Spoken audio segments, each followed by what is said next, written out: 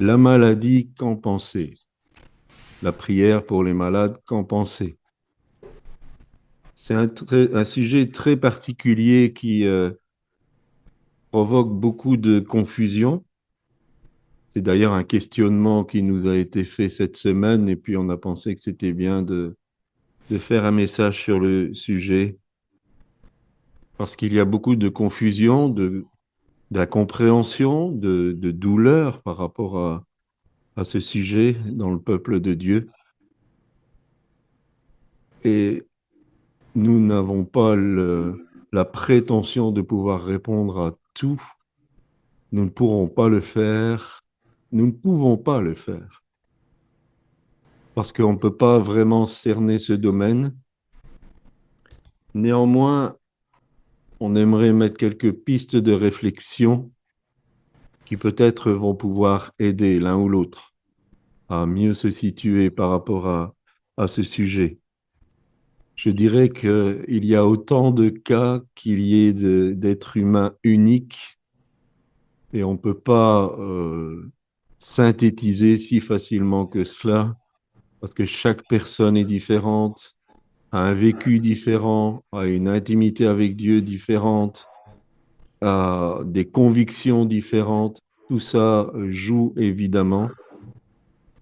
Et peut-être qu'on va quand même essayer de faire tomber certaines barrières, mais aussi ne vous sentez pas mis dans un catalogue. Euh, D'ailleurs, nous n'aimons pas du tout les listes de versets. Vous avez de ces almanachs où tel sujet, vous avez une liste de versets, ça semble tellement impersonnel, alors que Dieu a une parole précise pour chacun qui correspond à sa situation personnelle. Et donc, on ne veut pas vous mettre dans un catalogue, mais je dis peut-être que ça pourra aider l'un ou l'autre. Les pourquoi sont nombreux et c'est normal en tant qu'être humain de se poser des pourquoi quand on ne comprend pas. Et nous ne dirons pas que les pourquoi ne sont pas justifiés, mais certains pourquoi ne vont pas trouver de réponse, du moins ici sur cette terre. Mais peut-être que d'autres vont trouver une réponse après un bon laps de temps. Ou peut-être que cet après-midi, le Saint-Esprit va vous toucher et il va vous donner une réponse à un de vos pourquoi.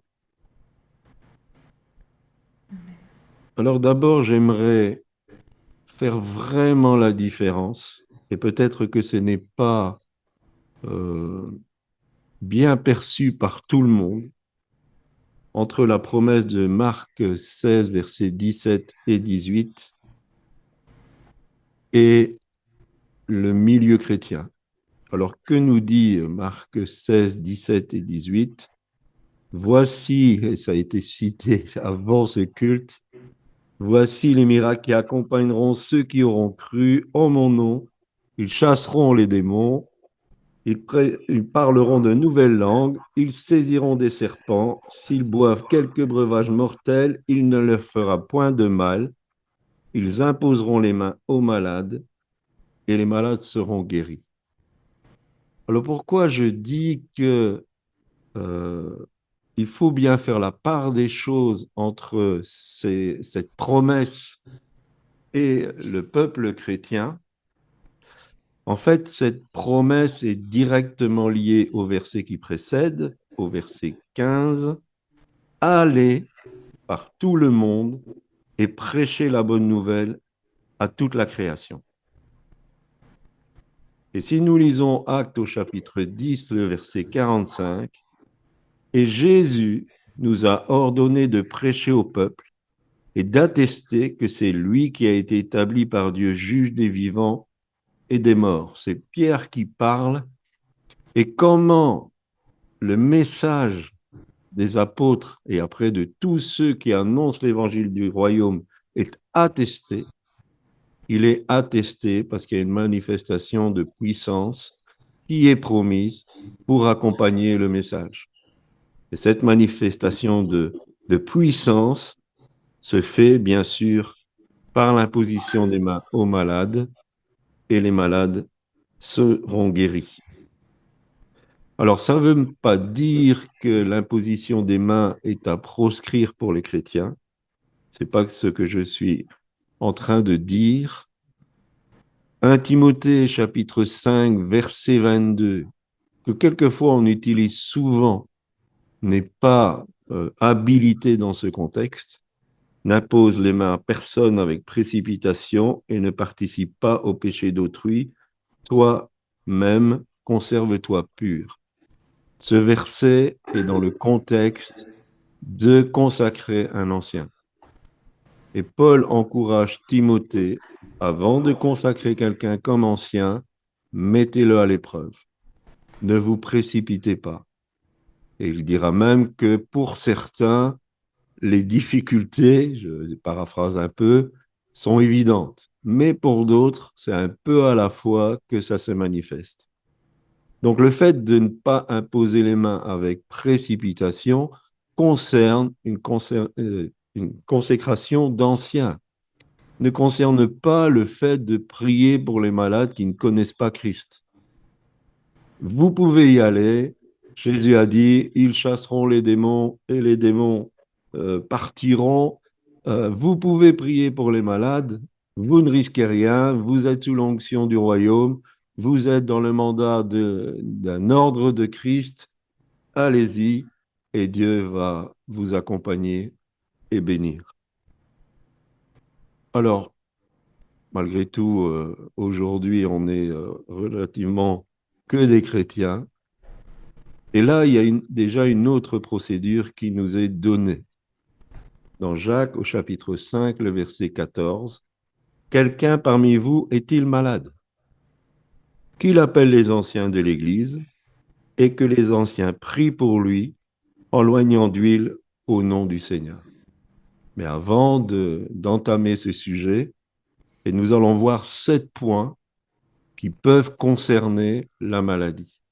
Avant d'entamer ce sujet, j'aimerais que Pasteur Corinne donne un ou deux témoignages de comment la puissance de Dieu s'est manifestée quand nous annoncions le message du royaume de Dieu. Alors bonjour à tous. Donc le Seigneur, en fait, quand on annonce la parole de Dieu, qu'on annonce l'évangile, et qu'on demande dans la rue ou à des personnes si ils acceptent qu'on prie pour eux, s'ils ont un problème de santé ou autre, on peut être surpris de voir à quel point le Seigneur accompagne le message de l'évangile. Et on a vu des gens vraiment qui étaient touchés déjà rien que le fait qu'on leur propose de prier pour eux, des gens qui étaient soulagés au moment où ils recevaient la prière. On ne peut pas dire le mot guéri, même si on le croit, mais on n'est pas médecin pour dire il y a eu guérison ou pas. Mais en tout cas, les personnes n'avaient plus les douleurs qu'ils nous avaient présentées au commencement de la prière.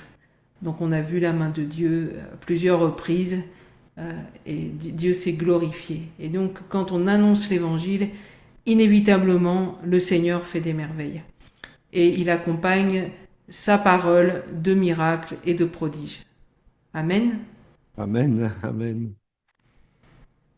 Euh, un exemple, on avait fait une, une évangélisation autour de la fête de la musique. Et puis j'étais avec un frère et il y avait une dame en chaise roulante qui était venue. Et on avait commencé à converser sur l'évangile. Et puis on a dit, ben, on va prier pour vous, vous êtes d'accord? Alors bien sûr, la personne était d'accord. Donc nous avons prié courtement. Et puis je lui ai dit, est-ce que vous voulez essayer de marcher? Alors je l'ai pris par la main, elle s'est levée, on a commencé à marcher et à marcher de plus en plus vite. C'était sur un parking, il y avait une tente. Et puis elle marchait comme vous et moi. Elle est sortie de sa chaise comme nous, on se lève d'une chaise. Et elle a été libérée de cet handicap. Donc il faut pas se casser la tête, il faut pas des formules complexes. Croyez simplement que quand vous annoncez l'évangile, que vous priez pour les malades, Dieu agit. Parce que c'est sa parole, c'est son attestation. Alors là, première des causes de maladie chez les chrétiens, et là aussi peut-être je voudrais renverser un mur d'incompréhension. Dans Romains au chapitre 8, les versets 22 à 24, il est dit, Or nous savons que jusqu'à ce jour, la création tout entière soupire et souffre les douleurs de l'enfantement. Et ce n'est pas elle seulement, mais nous aussi qui avons les prémices de l'esprit. Nous aussi, nous soupirons en nous-mêmes en attendant l'adoption, la rédemption de notre corps. Car c'est en espérance que nous sommes sauvés. Nous sommes sauvés, âme, esprit, mais notre corps doit attendre encore la rédemption. Certains enseignent que la domination d'Adam est rendue à partir du moment où il y a le rétablissement et que nous acceptons Christ. Cependant, il ne faut pas se voiler la face. Si la malédiction d'Adam avait été annulée, je ne vois pas pourquoi les femmes chrétiennes souffrent encore des douleurs de l'enfantement et tout ce qui va avec. Je ne vois pas pourquoi les hommes suent encore quand ils travaillent et pourquoi le travail est pénible et qu'il provoque de la fatigue. Donc, je pense que nous avons besoin de comprendre que notre corps, et quelquefois on se demande si on réalise bien ça, quelquefois dans les soins qu'on donne au corps, comment on le soigne, on le bichonne, et souvent d'ailleurs on s'occupe bien du corps, mais nettement moins de ce qu'il y a à l'intérieur de ce corps. Et effectivement, on devrait bichonner notre cœur avec le même zèle, mais ce corps, il est voué à la poussière. Ce corps, il est voué à la poussière.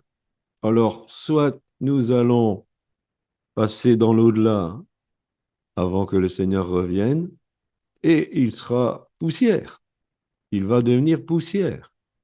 Ou nous serons encore vivants quand le Seigneur revient, et là, nous allons avoir un corps métamorphosé. Alors, j'ai une bonne nouvelle. Ce corps métamorphosé, il sera parfait. Donc, vous serez beau, vous serez belle, toutes vos limitations ne vont pas exister. Ce sera un corps extraordinaire. Mais notre corps devra être complètement métamorphosé. Ce qui est corruptible va devoir revêtir l'incorruptibilité. Et ce corps-là n'aura aucune douleur, aucune maladie, aucune souffrance. Amen. C'est notre destinée. C'est ce que la parole de Dieu nous promet et j'y crois dur comme fer. Et donc nous pouvons, en tant que chrétiens, être victimes de maladies tout à fait naturelles. Il y a des microbes, il y a des bactéries, il y a des virus, il y a toutes sortes de choses, le vieillissement. Et donc, nous pouvons être sujets à ces maladies tout à fait naturelles. Et c'est naturel qu'en tant qu'enfants de Dieu, nous soyons exposés à ces maladies. Notre corps subit le vieillissement, et donc, quelquefois, nous avons des douleurs, des souffrances, parce que nous avons travaillé. Personnellement, pendant 42 ans, j'ai fait toujours les mêmes gestes. Et puis, quelquefois, j'ai des crampes dans les mains. Quelquefois, j'ai l'impression que j'ai moins de sensibilité dans deux doigts. Et c'est normal. Pendant 42 ans, tous les jours de la semaine, pendant 8 heures, j'ai fait les mêmes gestes. Et d'autres ont mal au dos, d'autres ont des essoufflements. Enfin, je ne vais pas faire une liste aujourd'hui, mais tout cela est dû parce que notre corps se détruit un peu à la fois par le vieillissement. Nous pouvons aussi être victime de mauvais choix, même si ces mauvais choix, nous les avons faits avant notre conversion. Mais nous avons quelquefois brûlé la chandelle par les deux bouts, comme on dit, et donc on a fait des excès avec notre corps. Et puis un jour, notre corps présente la facture en disant, voilà, tu as abusé, et puis ben, moi, je suis fatigué. Donc nous pouvons aussi subir les conséquences de mauvais choix de vie ou de manque d'hygiène, de manque de repos, manque d'une nourriture équilibrée. Bref, nous pouvons même être victimes de notre environnement parce que aujourd'hui, nous savons que dans le monde, c'est la course au profit. Donc, nous sommes peut-être victimes de la nourriture qui est ultra poussée. Nous pouvons être victimes de la pollution. Nous pouvons être victimes du stress, du bruit, de toutes sortes de choses. Et dans ce domaine, alors bien sûr, Dieu peut intervenir. Nous pouvons prier et Dieu peut intervenir. Il peut vous remettre sur pied rapidement. Mais quelquefois aussi, Dieu va vous laisser passer par la médecine. C'est pour cela qu'en tant qu'enfant de Dieu, on ne doit pas mépriser la médecine. Le Dieu que je connais aime souvent passer par des choses qui existent déjà. Bien sûr, quand la médecine est impuissante, il va régler le problème. Il peut régler le problème. Mais quelquefois, il nous laisse passer par la médecine. Et l'intelligence qui a été donnée aux personnes pour trouver des remèdes vient bien de Dieu. C'est lui qui a créé l'être humain. Une fois casse-pipe, comme j'aime l'appeler, quelquefois ne veut pas se soumettre à la médecine. C'est comme si on voulait forcer le bras de Dieu. Et j'aime cette réponse dans une traduction plus récente, quand le diable a proposé à Jésus de jeter du temple. Il a dit, on ne va pas provoquer Dieu. On ne va pas, quelque part, lui forcer la main. Et quelquefois, nous avons ces attitudes d'enfants de Dieu qui, par leur comportement, les choix qu'ils font, ils essayent de forcer la main de Dieu. Je peux vous dire, le connaissant depuis des dizaines d'années, Dieu ne se laissera jamais forcer la main. Jamais, jamais, jamais. On peut faire tout ce qu'on veut. On peut essayer de le provoquer, d'avoir cette foi qui n'est pas de la foi, c'est de la présomption. N'essayons pas de le provoquer. Acceptons de suivre le chemin que Dieu a préparé pour nous.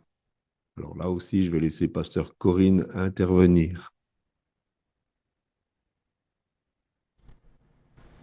Alors effectivement, je dirais que Dieu fait ce qu'il veut. Et c'est vrai que, eh bien, si nous avons quelque chose qui peut se régler médicalement, il est bien évident qu'on ne va pas dire, bon, bah, ça peut se régler médicalement, je prie pas. On prie et on s'attend à Dieu. Mais néanmoins, parfois, le Seigneur va nous faire passer par la médecine. Et je vois, par exemple, j'avais eu des polypes au niveau de l'utérus et tout ça. Et j'avais d'énormes saignements. Donc, c'était terrible, quoi. C'est-à-dire que je pouvais être assise, me lever, et puis, pouf, ça tombait. J'avais beaucoup de forts saignements. Et donc, avec tout ce que ça peut entraîner, quoi, comme difficulté. Et donc, on a prié pour moi, et puis les saignements continuaient. Et donc, on m'a dit, il faudrait enlever les polypes. Et je suis allée donc à cette intervention. Hein, c'est quelque chose d'assez de rapide. Hein, on rentre le matin, on sort l'après-midi, une fois que c'est fait.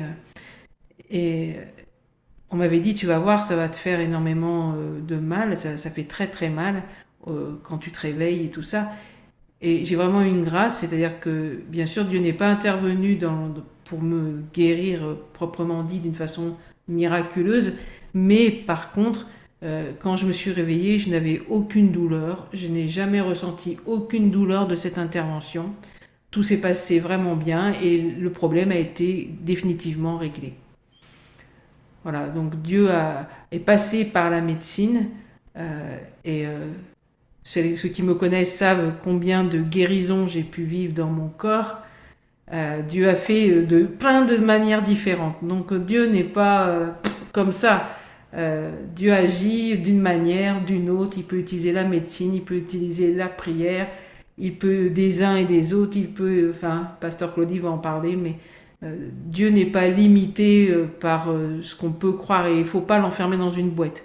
C'est-à-dire que si on souffre, je pense qu'il est important de s'abandonner dans les mains de Dieu et de dire voilà Seigneur, je souffre, conduis-moi, guide-moi, guéris-moi. Et on continue d'espérer en lui parce qu'il est le Dieu de toute espérance.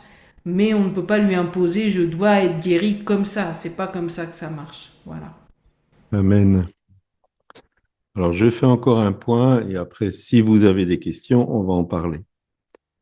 On retourne dans Jacques au chapitre 5.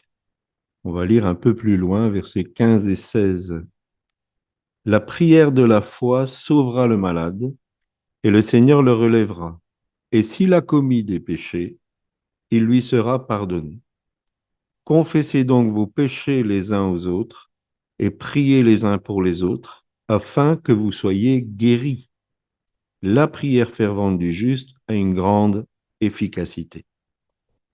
Alors, on ne veut pas être restrictif.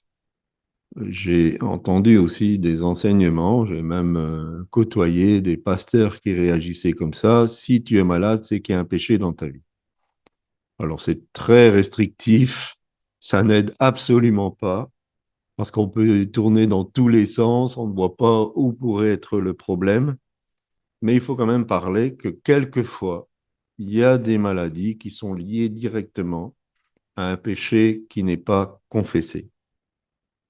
Et nous voyons que le péché peut entraîner et engendrer des maladies, et même ça peut quelquefois être compliqué par des mauvais esprits. On va dans 1 Corinthiens chapitre 11, versets 27 à 31. C'est pourquoi celui qui mangera le pain ou boira la coupe du Seigneur indignement sera coupable envers le corps et le sang du Seigneur. Que chacun donc s'éprouve soi-même et qu'ainsi il mange du pain et boive de la coupe, car celui qui mange et boit sans discerner le corps du Seigneur mange et boit un jugement contre lui-même. C'est pour cela qu'il y a parmi vous beaucoup d'infirmes et de malades, et qu'un grand nombre sont morts. Si nous nous jugions nous-mêmes, nous ne serions pas jugés. Ce verset, je pense aussi qu'il est mal saisi. Il est évident qu'un manque de discernement peut provoquer une ouverture à la maladie. Mais il faut bien voir c'est quoi le manque de discernement. C'est par rapport à quoi? Alors souvent on a dit, eh bien, c'est parce qu'on s'approche du repas du Seigneur et qu'on a des péchés et ce genre de choses, qu'on n'en est pas digne.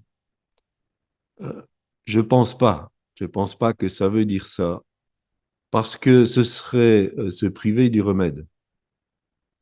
C'est comme si on bloquait l'accès à quelqu'un qui a besoin de l'action du corps et du sang de Jésus dans sa vie.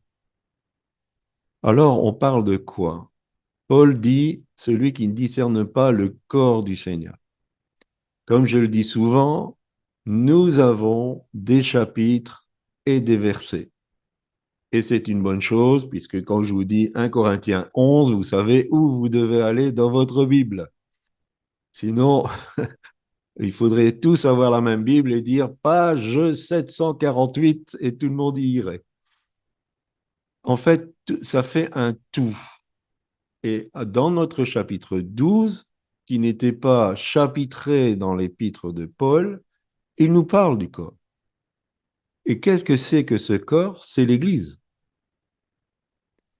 Et donc, je vous relis cette phrase, que chacun donc s'éprouve soi-même, et qu'ainsi il mange du pain et boive de la coupe, car celui qui mange et boit sans discerner ce qu'est l'Église mange et boit un jugement contre lui-même.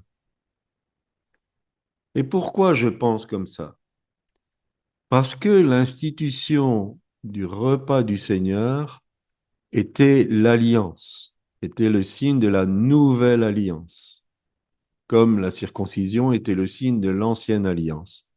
Cette alliance, c'est que par le sacrifice de Christ, nous devenions un seul peuple.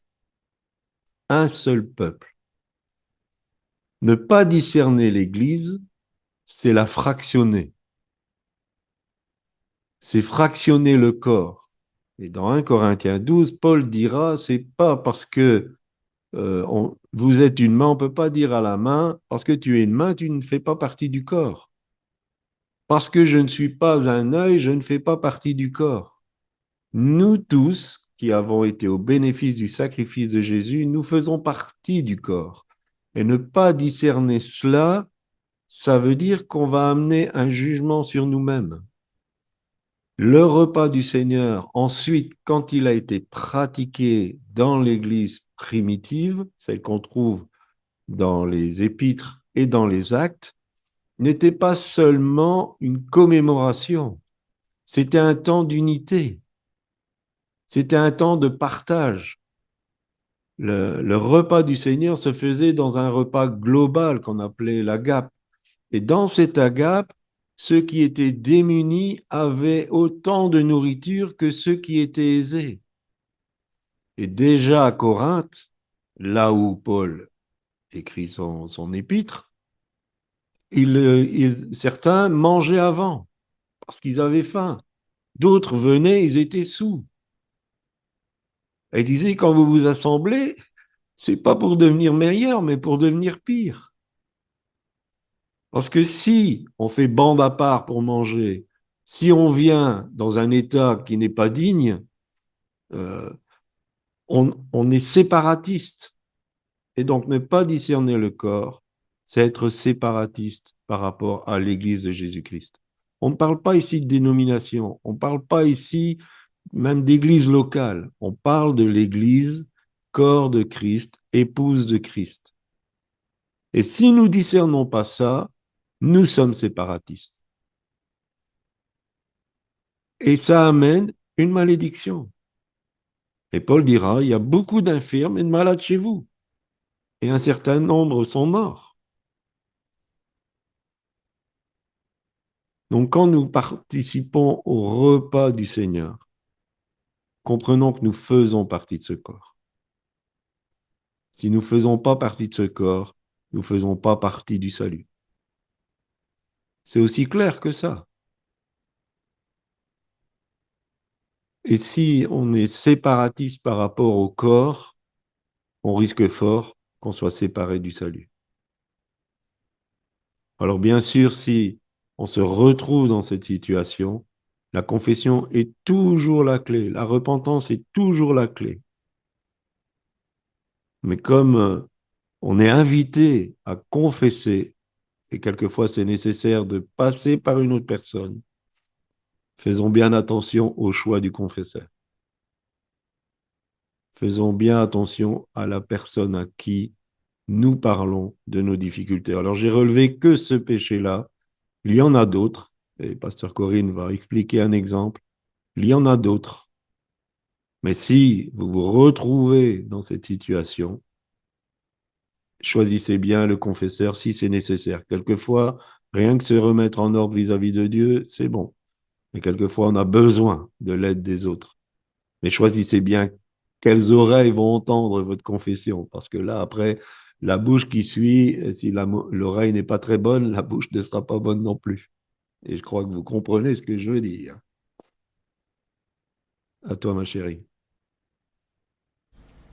Alors je me permettrai de rajouter aussi, c'est aussi discerner que le corps de Christ, l'épouse de Christ, c'est aussi l'Israël spirituel. Et qu'on est un ensemble aussi. Et ça aussi, c'est important de bien le comprendre. On n'a pas remplacé Israël, mais on est greffé sur Israël. Et donc, on parle bien d'Israël spirituel, on n'est pas en train de parler de l'État d'Israël, Mais c'est important aussi de reconnaître cela, parce que c'est le fait de reconnaître Israël à sa juste place et nous que nous avons été greffés sur Israël va nous permettre aussi de rentrer dans notre propre restauration. Et ensuite, eh bien, il y avait eu un serviteur de Dieu, c'est une histoire que j'avais entendue, qui avait été pour prier pour une femme qui était paralysée. Et donc, beaucoup de guérisons se manifestaient au travers de cet homme. Et donc, il avait été appelé auprès de cette femme. Au moment où il allait imposer les mains à cette femme pour qu'elle soit guérie, le Saint-Esprit a dit ne prie pas pour elle. Elle doit pardonner à sa belle-fille. Et donc, il a dit je ne prie pas pour vous pour le moment. Et il a commencé à lui dire comment ça se passe avec vos enfants, comment ça se passe avec votre famille et tout ça. Alors elle a commencé à parler d'une de ses belles-filles qu'elle aimait beaucoup. Et puis elle a dit oh mais j'ai une belle-fille qui est merveilleuse et tout ça. Alors lui était un peu surpris de ce qu'elle entendait. Et puis il dit vous avez d'autres membres de votre famille. Elle dit oui oui mais j'ai une autre belle-fille aussi mais celle-là je veux pas en entendre parler et tout ça. Et elle a commencé à dire plein de choses méchantes sur cette belle-fille. Et donc, le pasteur lui a dit, eh bien, le Seigneur demande à ce que vous décidiez de pardonner cette personne. Et tant que vous n'aurez pas décidé de pardonner à cette personne, je ne prierai pas pour vous. Et donc, elle était colère, mais ça a fait son chemin. Et puis, elle a décidé véritablement de pardonner à sa belle-fille. Et le pasteur n'a même pas eu besoin de prier pour elle. Elle s'est relevée de son fauteuil roulant. Donc voilà, un non-pardon qui était là et qui avait vraiment empoisonné sa vie et sa santé. Amen. Est-ce que vous avez des questions, interventions? J'ai une question euh, par rapport en fait à ce dont tu as parlé sur le discernement du corps et par rapport au fait de faire attention à ne pas tomber dans le séparatisme. Moi, ma question en fait, c'est à quel moment on sait qu'on est dans le séparatisme. Par exemple, je prends l'exemple d'autres dénominations, par exemple comme le catholicisme, où ils vont dire et ils vont défendre bec et ongle qu'ils croient en Christ, qu'ils croient dans le sacrifice de Christ, que voilà, en fait, en gros, ils ont les mêmes croyances que nous. À quel moment, en fait, on sait que bon ben qu'on doit faire attention ou alors que je sais pas si je suis clair dans ma question. Si, je comprends. Je comprends. Alors, le discernement, justement, ne se fait pas par des systèmes religieux. Euh, Disons qu'on part du principe que dans tout système religieux, il y a de véritables enfants de Dieu. Ils ne le sont pas tous, mais dans tout système religieux, il y a des enfants de Dieu. Un jour, j'ai posé, moi, la question au Saint-Esprit. J'ai dit, Seigneur, mais qu'est-ce qu'on doit penser? Bon, certains mouvements qui acceptent absolument pas la manifestation du Saint-Esprit ou des mouvements où il y a des prières à Marie, ce genre de choses. Et la réponse du Seigneur, ça a été ce qui s'est passé chez Corneille. Et il a dit, mon esprit montre la voie. Mon esprit montre la voie. Et Pierre a dit, est-ce qu'on peut refuser l'eau du baptême à ceux que le Saint-Esprit a agréés? Donc je pense que le Saint-Esprit nous montre la voie. Il n'y aura jamais d'unité entre les systèmes religieux. Jamais. Ça, c'est l'effort de l'écuménisme. L'écuménisme, on essaye de faire une soupe où tout le monde apprécie le goût de la soupe. Ça, c'est pas de Dieu. Et quelque part, dans la notion de sainteté, il y a toujours une séparation. Disons que l'unité, c'est une unité de personnes. Il y a des personnes, si le fondement de Christ est là, on peut voir jusqu'où on peut vivre des choses ensemble. Alors certains, ce sera très peu, d'autres ce sera un peu plus, et d'autres ce sera vraiment des collaborations. Mais dans mon esprit, il n'y a pas de jugement, parce que chacun rendra compte à Dieu pour lui-même. Alors bien sûr, je ne vais pas rentrer dans le compromis. Si l'autre essaie de me convertir à ses idées, je vais dire même pas la peine. Même pas la peine. Mais disons que je ne vais pas le rejeter en disant, toi, tu n'es pas un frère, toi, tu n'es pas une sœur. Si le fondement est là, comme je le dis souvent, on ne peut pas considérer les témoins de Jéhovah comme des frères et sœurs, même s'ils se disent chrétiens, parce que Christ est descendu au rôle de l'archange Michael qui s'est incarné. Mais si quelqu'un a vraiment ce fondement de Christ et que j'ai cette attestation du Saint-Esprit, alors je peux voir comment on peut communier ensemble. Et Pasteur Corinne et moi-même, nous avons été invités dans des milieux catholiques. Nous avons exercé le ministère et le Saint-Esprit était présent. Nous avons même été dans une ville, euh, c'était surprenant, c'était une salle pas très grande, et un peu avant la réunion, mais il y avait une porte et puis il y avait un petit escalier pour arriver dans la salle. Et c'était sans arrêt. Les gens arrivaient. On se disait, bon, Dieu va faire quelque chose. C'est pas possible. Dès les premiers accords de louange, l'onction de Dieu était là. On a vécu une réunion qui a duré 2, 3 heures et les gens ne voulaient pas partir. Nous, on était fatigués, mais les gens ne voulaient pas partir. Et après, on a appris, à notre grosse surprise, que c'était des catholiques non charismatiques. Mais ils étaient baignés dans les charismes à fond. Il y avait une onction à couper au couteau du Saint-Esprit. Et il y avait des choses géniales. Même il y avait 2 petites filles. À un moment donné, la mouvance du Saint-Esprit se faisait tellement sentir, elles faisaient avec leurs mains comme ça, dans le sens où le Saint-Esprit voyageait. C'était incroyable, incroyable. Donc, j'ai pas de souci à vivre des temps avec ce genre de personnes, s'il y a l'attestation du Saint-Esprit et si le fondement est bon. Mais celui qui montre la voie, et j'espère que ma réponse t'aide, Olivier, euh, comment je dirais, apaise pleinement nos cœurs. Parce qu'après, si on regarde certaines doctrines et tout ça, on se dit, mais où on va? Voilà. Ça va? Ça répond. Alors, troisième point, c'est ce que j'appelle la pédagogie de Dieu. Ça va peut-être pas faire plaisir, mais euh, il faut en parler. 1 Corinthiens chapitre 11, verset 12. Mais quand nous sommes jugés, donc c'est toujours à la suite des versets qu'on avait lus, nous sommes châtiés par le Seigneur afin que nous ne soyons pas condamnés avec le monde. Et dans Hébreux chapitre 12, versets 5 à 8, et vous avez oublié l'exhortation qui vous a adressée comme à des fils, mon fils, ne méprise pas le châtiment du Seigneur et ne perds pas courage lorsqu'il te reprend. Car le Seigneur châtie celui qu'il aime et il frappe de la verge tous ceux qu'il reconnaît pour ses fils. Supportez le châtiment.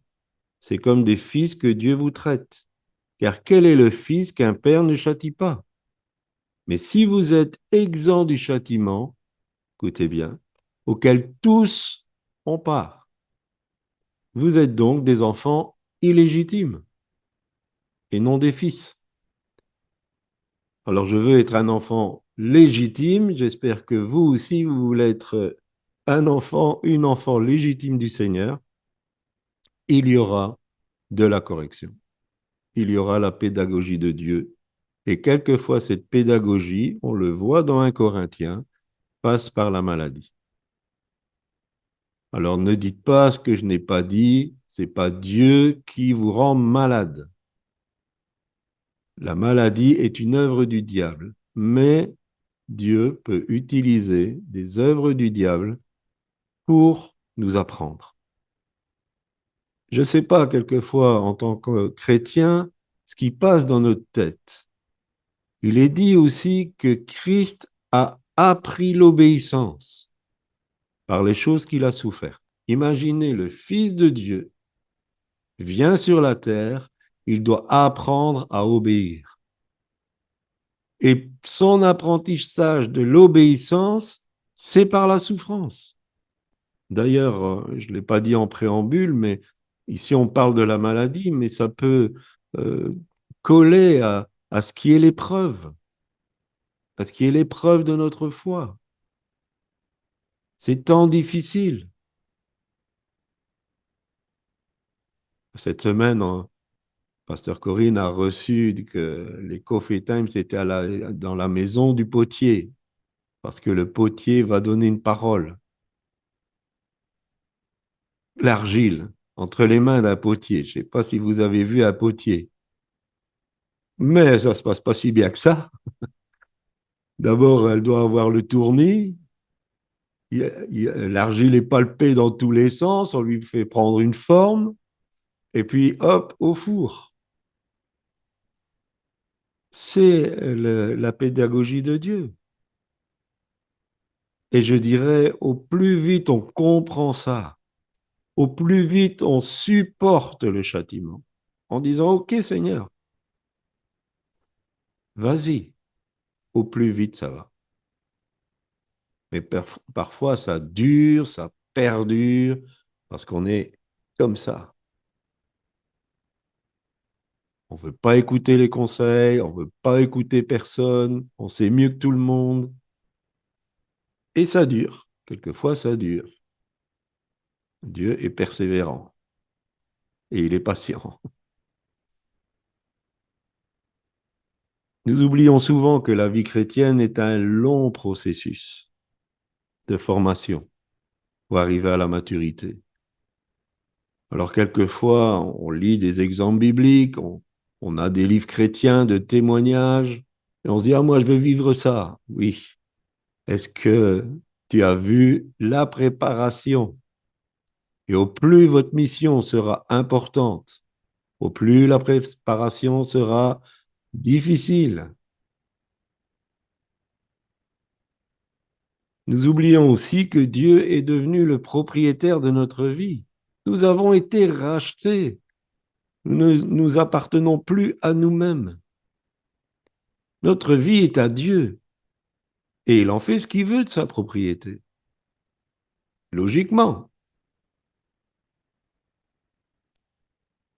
Rassurez-vous, Dieu nous aime. Et j'aime ce verset. Je ne vois pas ce verset d'Hébreu comme quelque chose de négatif. C'est la démonstration de l'amour de Dieu. Imaginez ce Dieu extraordinaire qui a créé tout l'univers, s'intéresse suffisamment à nous pour nous éduquer. C'est de l'amour. Il pourrait très bien dire, oh ben débrouille-toi, hein. Débrouille-toi. Non, il veut nous éduquer. Il veut prendre le temps. Et si on reste collé à lui et on dit, Seigneur, explique-moi, il va prendre le temps de nous expliquer. Il va dire, j'attends ça de toi. Alors, il y a des choses qui ne sont pas faciles. Mais à nouveau, vous parlez à un vieux enfant de Dieu. Enfin, écoutez surtout un vieux enfant de Dieu. Après, c'est plus de 4 décennies où je marche avec le Seigneur. Je peux dire, ça vaut la peine d'obéir. Franchement, franchement, ça vaut la peine d'obéir. Parce que quand on veut faire à sa mode, à sa tête, eh bien, ça fait encore plus mal que l'éducation. Et ça, peut-être que c'est la leçon que j'ai apprise. Vaut mieux écouter Dieu. Et quelquefois, on se dit, oh, mais si je fais ça, c'est ouf. Et finalement, l'obéissance, c'est une sécurité, c'est une garantie, c'est une bénédiction, vraiment une bénédiction.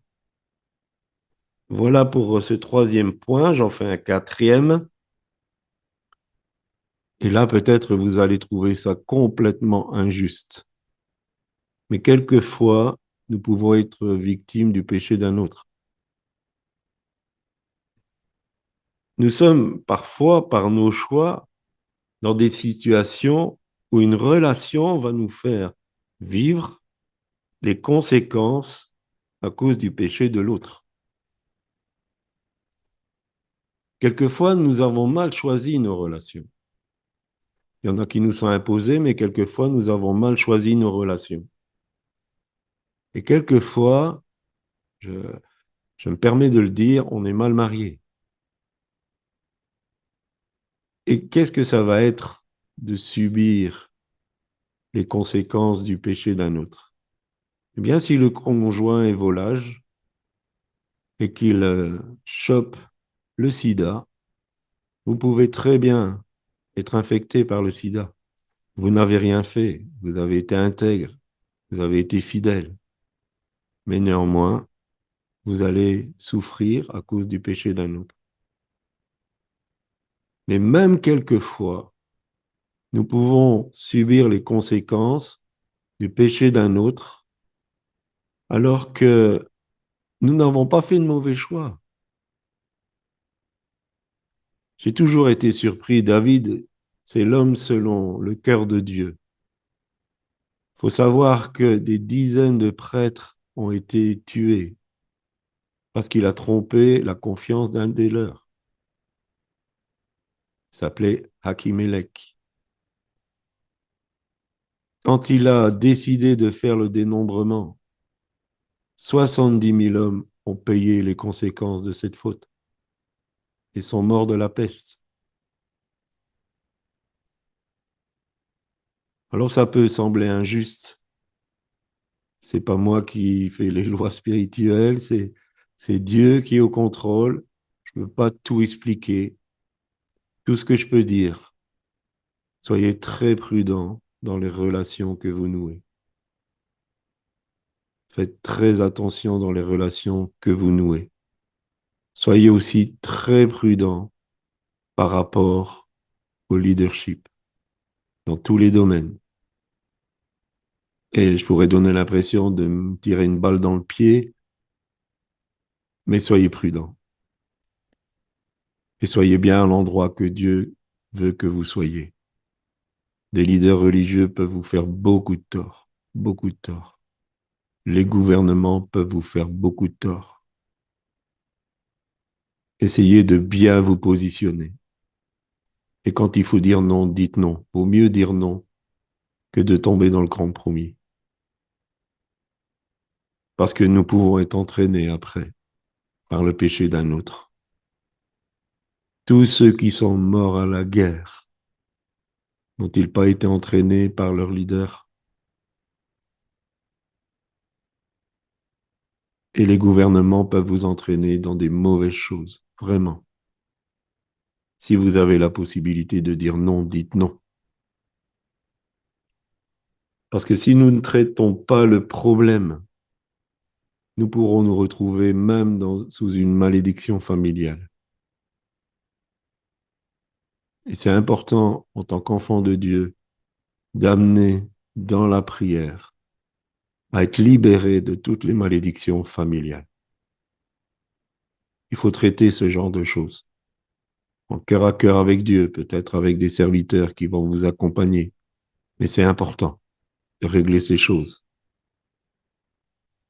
Je ne sais pas si tu voulais apporter un témoignage sur le troisième bloc, sur l'éducation de Dieu, ou c'est pour après? Après, pour ouvrir le micro. Est-ce que vous avez des questions?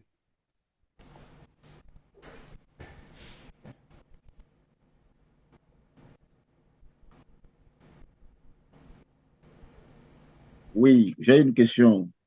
Oui, Roger. Oui, bonjour tout le monde. Bonjour, Roger. Oui, j'aimerais savoir s'il y a une différence entre euh, l'épreuve, vous avez parlé de l'épreuve et de la, je voudrais, le mot m'échappe. Il y avait l'épreuve et il y avait La et maladie, non? non, non, pas la maladie, Le test de la foi. la sanction. Oui, Oui, la sanction. D'accord. Donc, oui, est-ce qu'il y a une différence entre l'épreuve et la sanction? Surtout dans le cas de la maladie, comment on peut discerner que cette fois-ci, c'est une épreuve que je suis en train de subir ou alors c'est une sanction? Ben ça, c'est dans la recherche de Dieu qu'on peut avoir la réponse. Donc, l'épreuve n'est pas toujours une sanction. C'est pour ça que j'ai donné plusieurs points pour peut-être essayer de faire le bilan après, de voir un peu où on se situe. Donc, tous ceux qui sont éprouvés ne sont pas sanctionnés. Il y a des choses qui sont dues à d'autres choses, à d'autres points dont on parle. Et on en a encore trois, je vais essayer de faire vite. Donc, tous ne sont pas mentionnés dans ce que j'ai dit, mais ça, c'est devant Dieu. Et de dire, Seigneur, est-ce que je suis sanctionné? Est-ce qu'il y a un problème?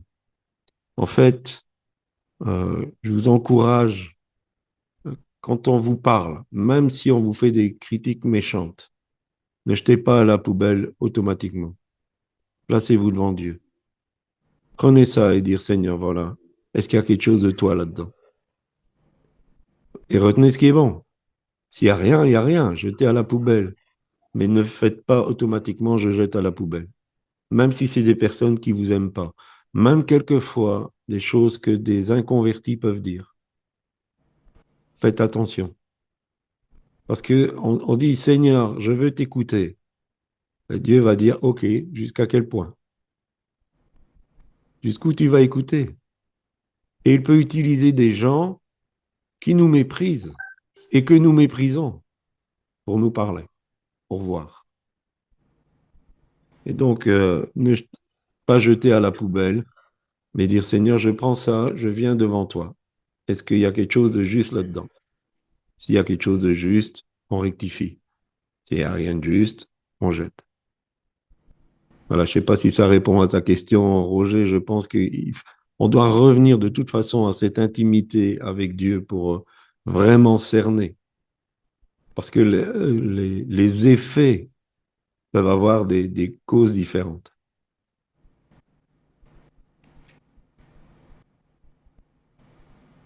J'ai répondu, Roger. Ok, ça va, merci beaucoup. Cinquième point, le manque de foi. Si on revient à Jacques 5, verset 15, il est dit la prière de la foi. Donc, le fait de prier n'est pas suffisant. Il faut une prière de la foi qui sauvera le malade.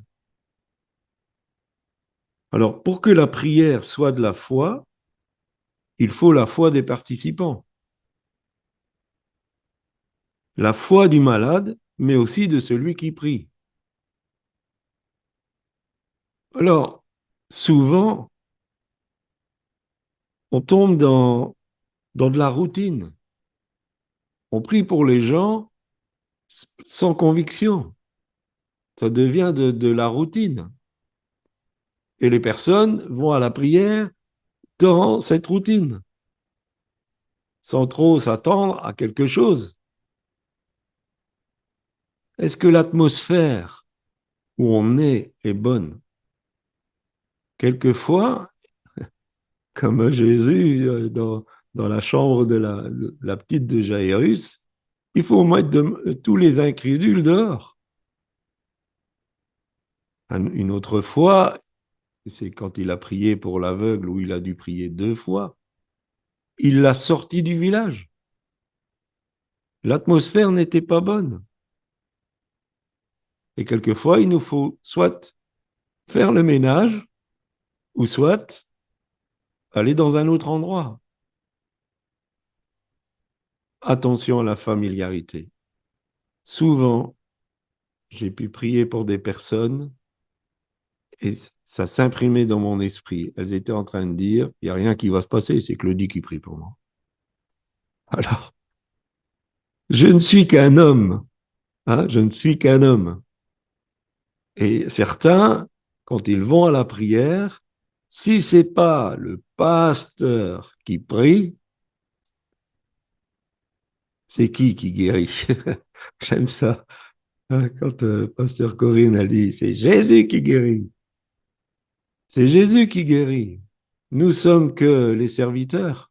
Alors si vous allez et qu'il y a de la familiarité, parce qu'un tel, bon, vous le connaissez depuis X temps, ou si vous le faites par routine, ou peut-être que même vous avez des exigences de Naaman. Quand il est arrivé, il a dit, il va sortir, il va faire ça comme ça, hein, il va poser les mains sur le malade, il va prononcer une prière, et puis je serai guéri. Et Naaman n'est même pas sorti, il a envoyé quelqu'un, il a dit, tu te laves 7 fois dans le Jourdain, et c'est bon. Et quelquefois, des malades ont ces exigences de Naaman. Ça doit se passer de telle et telle manière. Ou encore, on est en train de prier et on se dit, oui, mais si je sors de mon fauteuil, j'aurais pu mon allocation d'handicapé. Je vais devoir retravailler. Faut choisir, faut choisir. Tu veux ton allocation d'handicapé ou tu veux sortir de ta chaise? Donc tout ça, c'est des mythes qui viennent manger la foi. Donc sortons de ça. Sortons que c'est quelqu'un de bien précis qui doit prier d'une manière bien précise. Laissons Dieu faire à sa façon. 6e point, les conséquences du combat spirituel. Éphésiens chapitre 4, versets 12 et 13. Épaphras, qui est des vôtres, vous salue, serviteur de Jésus-Christ. Il ne cesse de combattre pour vous dans ses prières, afin que, parfait et pleinement persuadé, vous persistiez dans une entière soumission à la volonté de Dieu. Car je lui rends le témoignage qu'il a une grande sollicitude pour vous, pour ceux de la Odyssée et pour ceux d'Hiérapolis. Et on va dans Éphésiens chapitre 2, versets 25 à 27. J'ai estimé nécessaire de vous envoyer mon frère Épaphrodite, mon compagnon d'œuvre et de combat, par qui vous m'avez fait parvenir de quoi pourvoir à mes besoins. Car il désirait vous voir tous, et il était fort en peine de ce que vous aviez appris sa maladie. Il a été malade, en effet, et tout près de la mort. Mais Dieu a eu pitié de lui, et non seulement de lui, mais aussi de moi, afin que je n'eusse pas tristesse sur tristesse. Alors, je ne vais pas faire un gros débat. Est-ce qu'Épaphras et Épaphrodite, c'est la même personne? En tout cas, les noms veulent dire la même chose. Épaphras, c'est une contracture d'Épaphrodite, bien que beaucoup disent c'est deux hommes différents.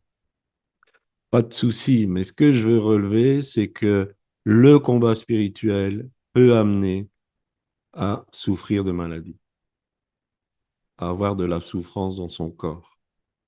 Parce que le combat spirituel, comme ça porte son nom, c'est un combat. On donne des coups et on reçoit des coups. Et c'est pour cela que c'est important que ceux qui combattent spirituellement soient soutenus et que des personnes aient à cœur de prier pour les combattants. Et c'est aussi important de sortir du combat régulièrement. Toujours combattre n'est pas une bonne chose, parce que justement, ça va accentuer ce problème où on n'a même pas le temps de se refaire une santé. J'aime beaucoup l'image de Josué devant Jéricho. Il s'est mis à part, il priait, il cherchait la face de Dieu. Et puis l'ange de l'Éternel des armées est arrivé. Josué a dit, tu es pour nous ou contre nous? Il a dit, je suis venu vous aider. Et il a dit, enlève tes souliers. Un guerrier comme Josué, enlever ses souliers, ça veut dire que pour lui, c'était un temps de paix et un temps de repos. Parce que les guerriers n'enlevaient jamais leurs souliers tant que c'était la guerre. Et là, l'ange lui a dit, je prends les choses en main, repose-toi. Et il y a des moments dans le combat spirituel, il faut sortir et dire, Seigneur, c'est toi qui combats maintenant. Moi, je me repose. Je reprends du repos, je me soigne, et après, quand je suis bien rétabli, on est reparti. Je vais laisser Pasteur Corinne parler d'une expérience dans le domaine. Oui, alors j'étais sur le point donc de rentrer pleinement dans mon appel. Déjà, beaucoup de choses se manifestaient dans ma vie, et puis au travers de ma vie, Dieu faisait son œuvre. Et j'ai commencé à avoir mes mains qui étaient... j'avais plus de sensibilité dans mes doigts. Et donc je suis allée voir un médecin qui m'a dit... mon médecin n'était pas là, c'était... je sais plus, enfin les vacances ou je ne sais quoi pour lui. Et donc ce médecin m'a dit, je vais vous faire une prise de sang, mais vous avez je sais plus quelle maladie, certainement. Ça vient de là. Donc je vous donne un traitement, et puis dès que vous avez fait la prise de sang, vous démarrez le traitement. Donc j'ai fait la prise de sang, mais il s'est avéré que c'était absolument pas ce qu'il avait mentionné. Donc, et ça continuait de persister, donc je suis retournée le voir, il m'a dit, mais je sais pas, moi je peux rien faire pour vous. Donc voilà, donc, je suis sortie en larmes de chez le médecin parce que je me demandais ce qui m'arrivait. Et le lendemain, j'ai eu des très très violents maux de tête, mais c'était vraiment très très très violent. Et donc une sœur m'a emmenée à ce moment-là d'urgence à l'hôpital, et je suis arrivée aux urgences, donc ils m'ont fait passer mes jambes derrière ma tête. En fait, c'est leur moyen, a priori, de voir ce qui va pas. Et donc là, j'ai vraiment eu c'était à hurler, quoi, hein, les douleurs. Ils m'ont fait une ponction lombaire, et donc j'avais beaucoup d'hématies, scanner et hémorragie cérébrale. Donc j'étais rupture d'anévrisme avec hémorragie donc cérébrale. Et ils m'ont monté dans ce qu'ils appelaient, enfin je sais plus le nom exactement, mais c'est un service où bien on vous prépare pour partir à l'IRM et après directement à l'opération. Donc un médecin est monté me voir. J'avais toujours ces souffrances en me disant, bon bah voilà, vous faites un rupture d'anévrisme, on vous emmène à l'IRM, et on va en sortant de l'IRM, sachez qu'on va directement au bloc. Et donc quand ils m'ont assise pour me préparer quoi pour l'IRM, et à ce moment-là j'avais du sang qui a coulé par le nez et tout ça, alors que j'ai quelqu'un qui saigne pas du tout du nez. Et bref, je suis partie à l'IRM, et à mon grand étonnement, je suis retournée dans ma chambre après l'IRM. Donc j'avais plus du tout de sang, mais alors c'est un peu long à expliquer. En fait, pendant que j'étais dans la salle des urgences, déjà, je me suis sentie partir. Et j'avais une sœur à côté de moi m'avait accompagnée, qui m'a vu vraiment partir, et qui m'a imposé les mains, et j'ai ressenti la vie vraiment venir en moi. Donc ça a été la première des choses. Et puis après, donc après l'IRM, donc ils m'ont fait tout ça. Après l'IRM, ils m'ont remonté dans ma chambre. Ils voyaient plus du tout de sang, mais j'avais toujours des très très violentes douleurs. C'était horrible. Et ça a duré. C'était un vendredi, j'étais rentrée donc jusqu'au mardi.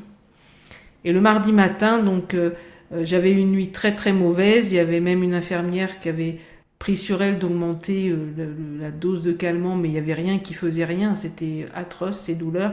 En plus, bon, comme il disait, j'avais l'effet après ponction lombaire, plus les douleurs que j'avais déjà avant. Enfin, c'était horrible. Et j'entends une voix qui me dit « Lève-toi, tu es guéri ».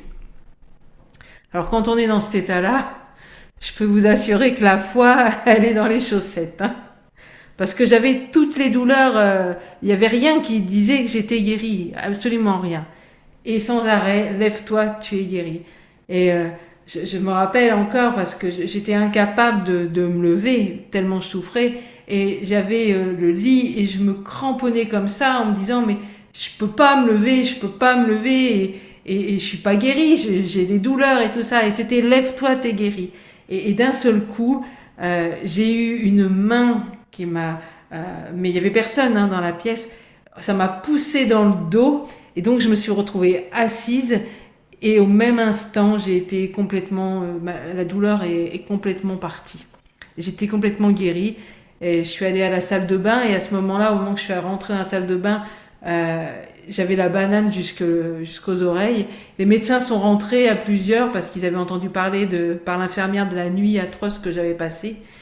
Et ils m'ont regardée, ils n'ont rien compris. Mais j'étais complètement guérie. Alors déjà, bon, il n'y avait plus d'hémorragie au moment de l'IRM, donc c'était première guérison. Deuxième fait, au moment où que Dieu m'a, c'est vraiment Dieu, à la main de Dieu, un ange, je sais pas, j'ai vu personne, hein. J'ai juste senti derrière moi qu'on me poussait comme ça, et je me suis retrouvée complètement libérée de la douleur. Et donc après, bien sûr, je suis sortie de l'hôpital et j'ai vu mon médecin, donc qui avait reçu tous les dossiers et tout ça, et qui m'a dit mais je sais pas ce qui s'est passé, il y a dû avoir une erreur, parce que bien sûr médicalement c'était impossible ce que j'avais vécu. Et ce qui est important de savoir quand même, et ça je tiens à le préciser parce que on a des groupes de prière dans le Z37M, dans Elle, on a des femmes qui prient pour les autres femmes aussi le mercredi soir à 20h et tout ça, et de l'efficacité de la prière des uns pour les autres. Il faut savoir que pendant ce temps, le pasteur était passé et m'avait dit clairement que, en fait, il était arrivé un peu quelque chose de similaire juste avant de rentrer dans son appel. Et il me faisait comprendre par là que c'était une attaque. Bon, c'était bien joli, moi ça me fait de belles jambes, quoi, hein. C'est une attaque, mais je suis toujours dans le même état, quoi. Donc ça me convenait pas vraiment, quoi, même si j'entendais ça. Et le mardi matin, au moment où le Seigneur m'a dit lève-toi, tu es guéri, et que j'ai senti cette main, j'étais dans un groupe d'intercession dans l'église, je faisais partie de ce groupe d'intercession, c'est pas moi qui étais en charge, mais je faisais partie. Et toutes ces sœurs étaient au courant donc de mon état, et elles étaient en train d'intercéder pour moi. Et je suis convaincue que c'est leur intercession qui a permis que je me relève de la sorte. Vraiment, véritablement. Et aujourd'hui, certains diraient, il y a eu une mauvaise interprétation et de la ponction lombaire et de tout ce qui s'est passé, de tous les examens et tout ça. Mais moi, je sais ce que Dieu a fait pour moi et il m'a véritablement guéri, véritablement. Et je peux vous assurer qu'au travers de ça, Dieu a aussi utilisé ce temps pour quelque chose de pédagogique. Parce que j'étais assez facile à me plaindre et à dire, ouais, aujourd'hui il fait pas beau, ouais, aujourd'hui. et quand je suis revenue à la vie, on va dire clairement, je trouvais que tout était beau. Tout me semblait merveilleux. Et une moindre fleur, je trouvais ça grandiose. Je voyais, il pleuvait, je disais, mais c'est merveilleux. Donc ça a été aussi pédagogique pour moi. Voilà ce que je voulais dire. Mais l'efficacité de la prière des unes pour les autres, ça c'est du béton. Je peux vous assurer que quand on prie, eh bien l'enfer tremble de peur véritablement. Et à la suite de ça, eh bien vraiment le Seigneur là m'a fait pleinement rentrer dans mon appel. Donc voilà, courage, courage. Si vous passez par un temps d'épreuve, l'armée de Dieu est en marche et on prie ensemble. Amen. Amen. Amen. Alors, dernier point, j'ai appelé ça le handicap protecteur. 2 Corinthiens chapitre 12, verset 7. Et pour que je ne sois pas enflé d'orgueil à cause de l'excellence de ces révélations, il m'a été mis une écharpe dans la chair, un ange de Satan pour me souffleter et m'empêcher de m'enorgueillir. Vous savez bien sûr qu'on parle de Paul. Ce que j'aime avec Paul, c'est que il a prié jusqu'à qu'il avait une réponse claire. Il a prié 3 fois, jusqu'au moment où Dieu lui a dit, ma grâce te suffit. Point, on n'en parle plus. Et passons ce temps jusqu'à qu'on ait une réponse claire. Mais quelquefois, Dieu peut permettre ces choses. Et c'était quand même sérieux. C'était un ange de Satan. Donc, il avait un bodyguard, mais pas du tout pour sa protection, plutôt pour lui faire du mal. Parce que, en tant qu'être humain, ça fait bien rire Olivier. Voilà. Euh, mais donc, on ne sait pas exactement ce que c'est cet écharne. Certains pensent que c'était une maladie des yeux par rapport à certains textes de Galates.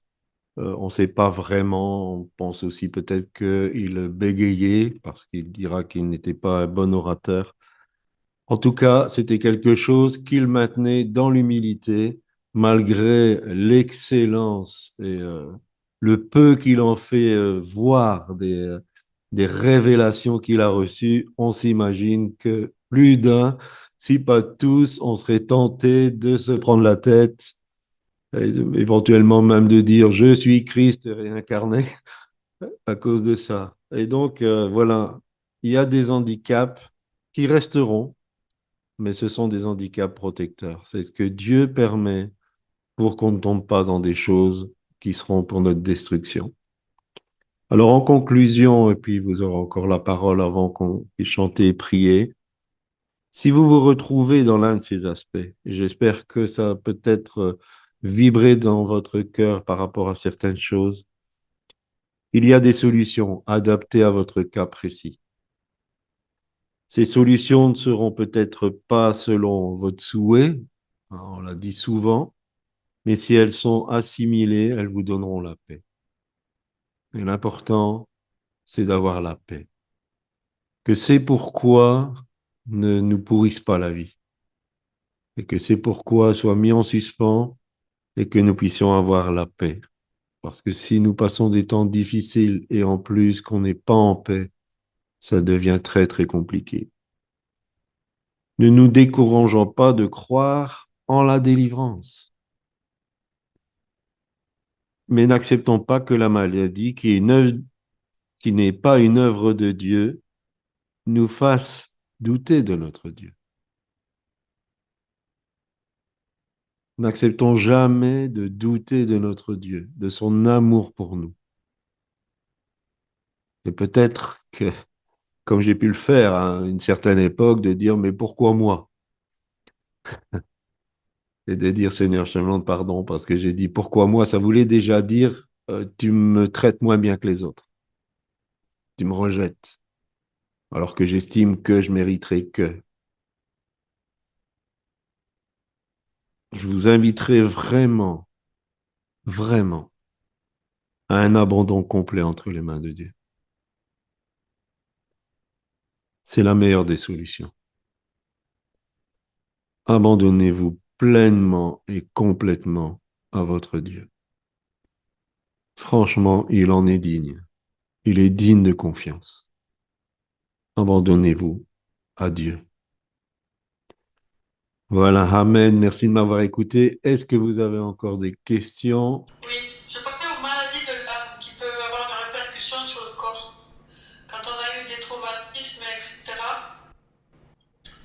Oui, Donc effectivement. là, il passait sûrement par la restauration de l'âme, par la parole, Oui, aussi. enfin, en réorientation.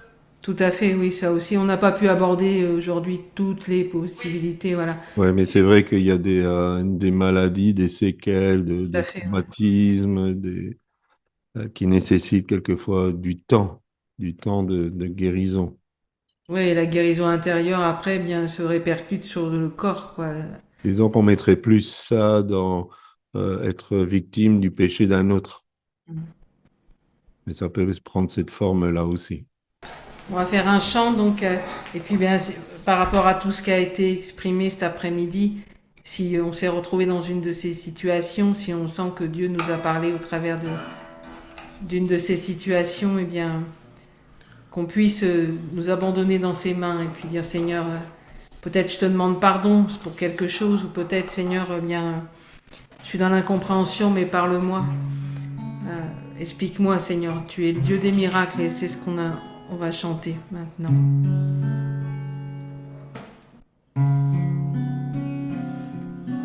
Me voici, prends ma vie brisée, malgré la tempête, tu peux me relever. Amen, Seigneur. Tu es tout ce dont j'ai besoin. Mon cœur est blessé et je n'ai plus rien. Je veux trouver la main du Dieu de miracles. Tu es saint, oui tu es saint.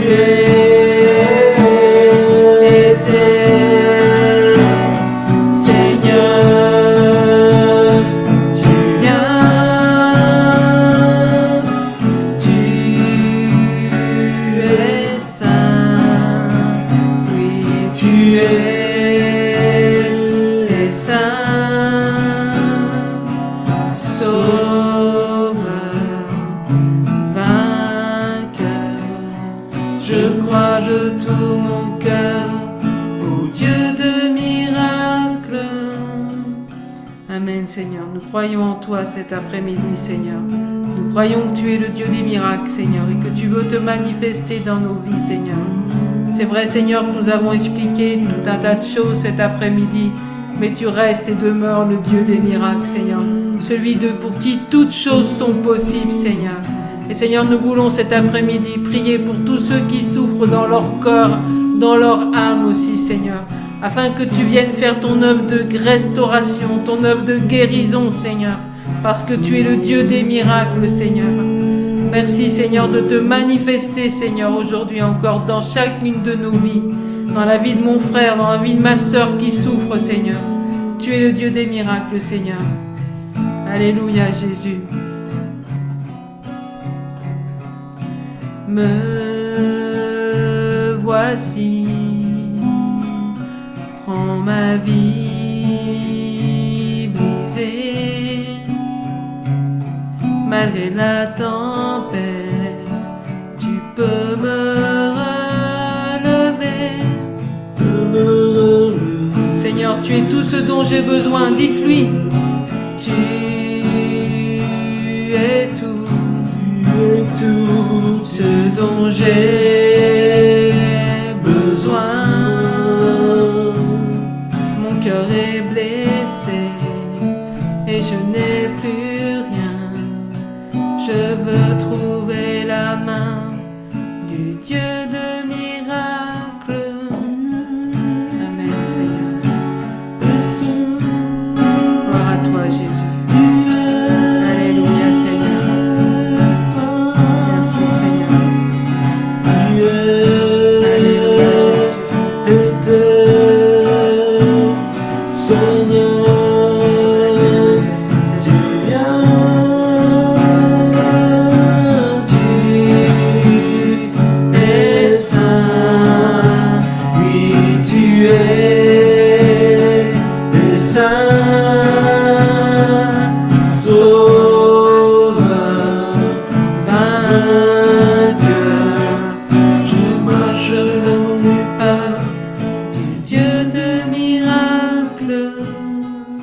Amen, Seigneur. Gloire à toi, Jésus.